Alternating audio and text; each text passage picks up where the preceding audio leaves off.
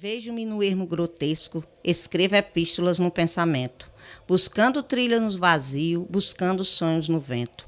E no clamor do destino, não encontro a verdade. Esbraseio o horizonte na distância, buscando castiça liberdade.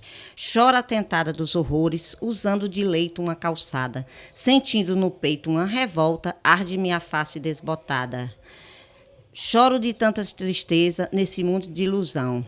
Sou alguém que ao pouco definha, moro nas ruas esquecida. E nesse país corrupto, vivo de mendigar a própria vida. E eu fiz essa poesia, eu tinha 10 anos de idade. Eu nasci na capital, porque meu pai era cantador, violeiro, muito conhecido em Limoeiro do Norte, José Amâncio de Moura, que leva o nome da Associação do Repentista do Vale de Jaguaribe. E ele é daqui do Sapé, né, que é onde tem o berço da poesia, em Limoeiro do Norte. E a gente veio morar aqui nas margens do rio Banabuiú. A minha história é um pouco complexa, porque eu nasci com um problema neurológico, com dislexia. E na minha época, hoje eu tenho 54 anos, não tenho problema em falar a minha idade, e na minha época, uma criança, filha de gente pobre, pessoas que era da agricultura e da cantoria, com dislexia, era bem complicado. Eu não saía da terceira série e eu não aprendi a ler. Então, eu comecei a cantar. Eu cresci ouvindo Luiz Gonzaga no rádio, que meu pai colocava, ouvindo as canções de Eliseu Ventania, e eu comecei a cantar o que eu falava, eu cantava. Eu inventava de cantar, brincar com as palavras, e eu percebi que através da poesia eu tinha mais facilidade de ler e de escrever, porque o meu problema maior não era nem a leitura na dislexia, era a escrita, porque eu misturava as palavras e elas dançavam na minha mente, então eu tinha dificuldade de juntá-las. E eu percebi que como a poesia, as linhas são menores, então eu comecei a ler poesias. E eu descobri ali o meu caminho para a leitura e a escrita. Com meus 10 anos de idade, eu escrevi a minha primeira poesia. E as pessoas pediam para eu recitar, e eu tinha um pouco de receio por conta da leitura, que eu engoli algumas palavras. Então, eu começava a cantar as poesias. E massa. dessa forma, nasceu, né, a poetisa, popularmente conhecida mesmo no mundo do cordel como Cris Moura.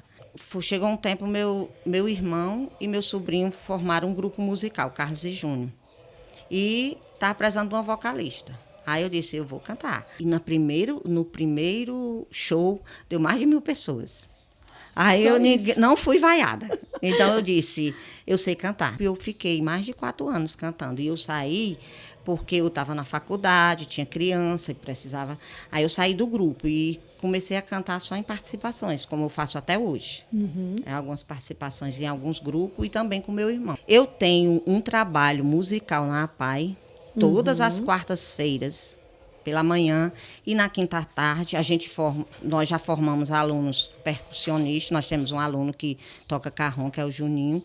Tem o meu irmão Carlos Moura, que fazia parte do grupo, que é voluntário lá, que canta com violão. E a gente faz roda musical todas as quartas pela manhã. Nós temos roda musical na APAI e todas as quintas à tarde. Como é que funciona esse trabalho na APAI? Como é que ele começou? Na verdade, começou quando nós fundamos a APAI. Eu e Padre Carlos, que é Carlos Alberto Damiano, que hoje é o diretor, e nós fundamos em Limoeiro, ele como presidente e eu como secretária. E tinha uma mãe que era tesoureira, tinha outra mãe que era vice-tesoureira, e a gente formou uma associação das pessoas com deficiência intelectual e múltipla em Limoeiro. Nós éramos voluntários. Aí quando foi, eu era agente de saúde, trabalhei 15 anos, foi o meu primeiro trabalho. Antes eu era agricultora, trabalhava na agricultura. Quando meu pai faleceu, eu tinha 18 anos, eu passei na seleção para agente de saúde. Trabalhei 15 anos como agente de saúde. E quando nós fundamos a APAI, eu continuei trabalhando, só que eu já estava terminando a faculdade, então eu deixei o agente de saúde e fui buscar dar aula. Houve uma seleção para professor temporário do estado, da APAI. Eu fiz, passei, todo ano eu faço e passo, e estou há 10 anos. Eu sou eu sou professora de atendimento educacional especializado. Na verdade, não é professora. A gente faz atendimento educacional especializado, porque os alunos com deficiência intelectual, eles estão inclusos na escola regular, e em contraturno eles vão para um atendimento especializado. E lá eu procurei me especializar melhor, fiz psicopedagogia institucional e clínica. Então, eu faço a parte psicopedagógica e faço o atendimento especializado. A maioria autistas, crianças autistas. E lá nasceu esse trabalho musical. Tipo assim, uma terapia musical. Através da música, a gente faz um trabalho terapêutico. Sim. Sim. Até porque na parte psicopedagógica a gente tem um pouco de entendimento sobre, né? Então a gente faz uma intervenção pedagógica terapêutica com música. Eu tenho uma história bem assim tocante mesmo. Tinha um aluno que são 4 pessoas com deficiência na casa. Nenhum dos 4 falavam, ele era o mais jovem. Aí eu disse, João Pedro não fala porque os outros não falam. Aí eu disse, ele fala. Eu comecei a introduzir a música, né? Por exemplo, eu começava, por exemplo, cantava dentro, fora, agora vou botar. Agora tá lá dentro, agora tá lá fora. Aí ele começou. Quando é feito, tava dentro, fora. Quer dizer, ele não falava, mas a música ensinou ele a falar. E hoje ele fala. Teve um dia que ele teve raiva de mim e disse um palavrão disso, mas isso aí eu não lhe ensinei. Aí, quer dizer, a música, ela está envolvida em tudo, porque principalmente os autistas, eles adoram. Então você consegue, quando você não consegue a atenção dele falando, você canta. E eles olham. Sim, e essa descoberta do TDAH, como é que foi para você? Como é que afetou o seu Eu não aceitava. Sim. As pessoas diziam que eu tinha algo diferente, eu não aceitava. Aí eu fazendo uma especialização em atendimento educacional especializado, que eu sou psicopedagoga institucional e clínica, eu tenho uma especialização em AEE e sou formada em História. Sim. Aí, eu fazendo essa especialização em atendimento educacional especializado, a psicopedagoga, que é mestre já, aí disse, você tem dislexia. Porque ela falava e eu só desenhando. Eu adoro desenhar, esses quadros foi eu que fiz. Aí eu desenhando, aí ela disse, você tem dislexia? Eu digo, tenho não, mulher. Aí ela disse, vou estudar você para o meu trabalho. Me estudou de 2009 a 2016. E ela disse que o meu nível não é baixo, mas em contrapartida eu tenho altas habilidades. Aí ela disse que as minhas altas habilidades fez com que eu superasse a dislexia. E o TDAH porque ele era perceptível. E ela, quando ela fez esse estudo, agora de 2009 a 2016, foi um laudo já bem tardio, né? Sim. Mas que me libertou. Porque, por exemplo, concurso, eu nunca consegui passar em concurso, porque o barulho, por conta do barulho. Tira a minha atenção, aí eu já perco o rumo, né? Mas foi libertador. E aí você teve o terceiro concurso? Eu fiz 6 concursos e não passei nenhum. Mas eu passei em todas as seleções que eu fiz, que são entrevistas, eu passei em todas, em primeiro lugar. Porque era verbal, era oral. Agora, as escritas, eu tinha dificuldade. Porque como você vai fazer um concurso e escrever alguma coisa omitindo alguma letra ou a desatenção também, né? Mas a poesia e a música, ela foi um norte para mim. Um norte. Então, a música, ela literalmente, ela faz parte da minha vida e do meu crescimento profissional e acadêmico. A música e a poesia. Foram as estratégias que você usou, As né, estratégias que eu usei. Eu tenho um livro que se chama O Mundo da Dislexia. Nesse livro eu cito exatamente isso. Que a poesia e a música foram um caminho, um norte. E, assim, a música, ela me levou por esse caminho das altas habilidades e da arte como um todo. Por exemplo, o desenho. Eu ia fazer uma poesia, eu ia criar uma música, tem que ter um desenhozinho de lado. Pega esse aí para você ver. Esse aqui. Pode pegar, pode tirar o caderno. Aqui é meu caderno de rascunhos. Então, ela, ó. Ai, que coisa linda! Então, ó, é montagem, é desenho, ó. Aí é tudo meu, tá envolvido o desenho, a poesia, a música, a pintura, a percussão. Adoro percussão. Mexo com percussão, faço crochê, sabe? Tudo, você vê, a minha casa é uma pequena obra de arte, né? Tudo tem um pouquinho de mim. Essas telas, tudo. Esse enfeite que está atrás de você, fui eu que fiz. Tudo eu que invento, né? Para mim. Então, a arte, toda a arte. O teatro, eu já fui, nós já formamos um grupo teatral aqui na comunidade, fazia parte de teatro, já fiz teatro também. Dança. Como é que foi essa parte para você do aprendizado musical? Você vem de uma família de músicos, né? Tem bastante gente que tem essa coisa da música na família. Como é que isso influenciou? Como é que foi a parte de aprendizado para você? Eu digo que meu pai foi fundamental, né? Porque meu pai, ele era analfabeto, mas ele lia e escrevia, ele era muito inteligente. Ele era considerado altas habilidades, porque ele se destacava nos festivais de poesia, contando a história do Brasil todinho em verso, e ele nunca foi à escola. Então, ele me ajudou. E eu ver ele cantando, criando música, poesia com a viola, me ensinando a tocar viola, isso me ajudou. Ele, para mim, foi o incentivo maior, foi o meu pai. Eu sempre fui... Eu tenho até uma tese de pós-graduação, ou de graduação em História, que é a arte de improvisar em Limoeiro do Norte. Que fui pesquisar todo como um improviso entrou, com os cantadores que chegaram. E ele foi a minha inspiração, meu pai. Para mim, ele foi tudo. Claro que eu tenho minha mãe também, né? Mas nessa parte cultural, nessa parte de musical, foi o meu pai. A viola dele que nos sustentou cantando, né? Ah, Ele sustentou nós cantando, né? E também, assim, então essa parte que a gente pode chamar de formação, né, na música... Foi essa, porque eu não tenho cursos na área de música. Então, a gente estava há pouco tempo ali vendo seus troféus, conhecendo sua caminhada nos festivais, nos prêmios, né? Conta um pouquinho pra gente dessa história em festivais, desses prêmios que estão ali. Eu comecei a participar de concurso de poesia bem jovem ainda, com 14 anos, aqui local mesmo, né? Aí o meu colega Luiz Gonzaga Maia, cordelista, disse: Cris, vamos para a Serra Talhada. Eu digo: mas é muito longe, eu sou muito acomodada. Não, é só 6 horas, 7 horas de viagem, você vai participar. Aí me deu todo como era que funcionava o festival, eu fui, gostei. Aí no segundo eu não participei, só recebi o livro que mandei minhas poesias. Aí no terceiro eu fui. E o terceiro foi uma surpresa, porque eles só são premiados do primeiro ao 20º lugar. Eles escolhem os 20 melhores do cordel para ser premiado.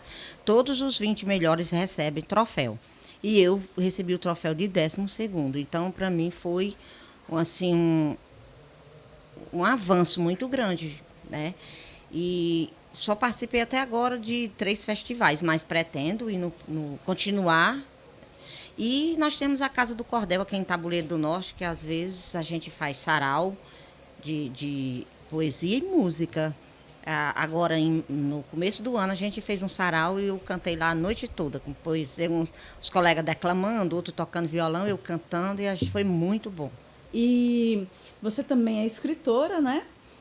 Você já falou de alguns dos livros que você escreveu. Você estava me mostrando que tem um livro ali de um festival que tem obras suas, né? Tem um poema seu. Mas você não escreve só poesia, né? Quais são os livros que você já Eu já escrevi sobre o mundo da dislexia, né? Falando da dislexia. Eu faço cordéis infantis, né? E eu tenho também um cordel inclusão, que fala dislexia, TDAH, autismo. Tenho vários cordéis.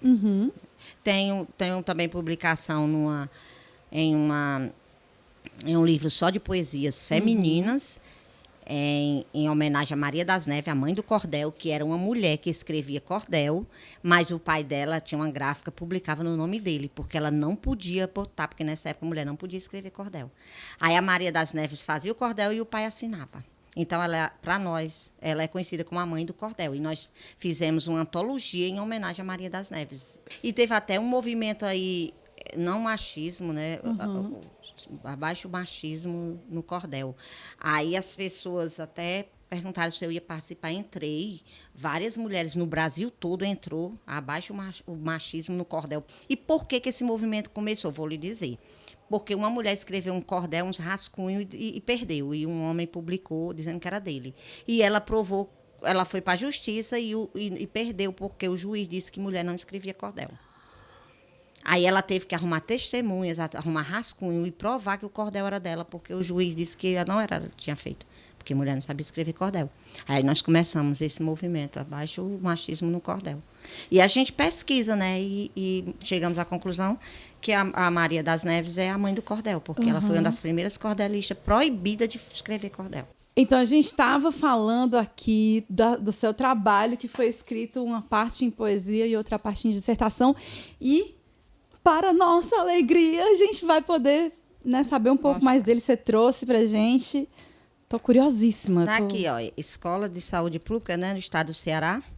Uma história de superação, aprendizado e experiências. Aqui é tipo um portfólio do curso, né? E eu peguei parte é fotografia, que eu gosto também muito de foto. Acho que foto também é arte. Parte é fotografia, como você pode ver, né? Parte é poesia. Tá vendo, ó? Vocês veem, tem uma dissertação, aí vem, aí aparece uma poesia. Ó, tá vendo, ó? Poesia. Porque foi muita resistência para que eu conseguisse colocar essas poesias, que eram alguns pontos do trabalho, e eu conseguisse colocar em poesia. Aí, como eu não consegui colocar em poesias, eu coloquei em fotos, que também é arte. Sim. Né? E dissertação. Então, é um conjunto de fotos, poesia e dissertação. Sim.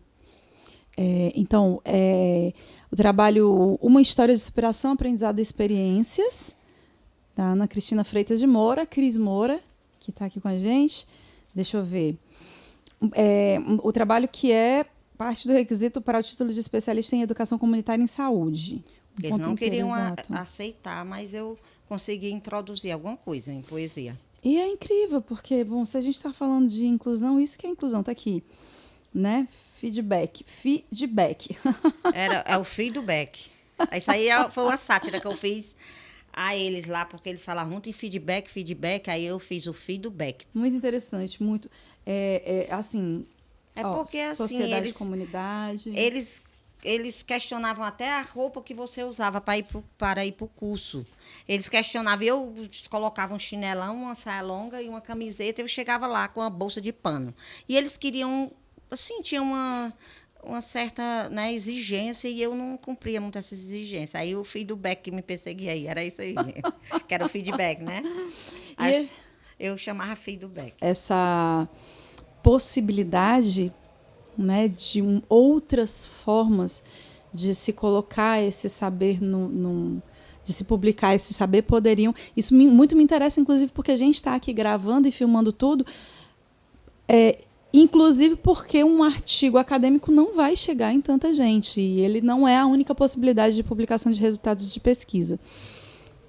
Então, poder publicar a pesquisa em poesia e dissertação, por exemplo, incluiria muito mais gente, tornaria possível para outras pessoas que também têm esse tipo de dificuldade, que é uma dificuldade inerente, né, a essas condições, de, por exemplo, concluir essas formações. E aí agora você trabalha com esse público também, né? Com um público semelhante, né? E você usa a música nesse sentido. Eu noto que eu me dou bem em todo tipo de arte. Todo tipo de arte com a qual eu me dedico e me interessa, eu saio bem. Por quê? Porque o disléxico, ele é criativo. Ele não aprende da forma tradicional. Ele tem que aprender de forma prazerosa, porque senão não vai. Então, isso caiu como uma luva para mim, né? Como educadora, eu direcionei a arte e a criatividade para, além de ter superado anteriormente, quando eu me formei, eu usei para a minha forma de educar.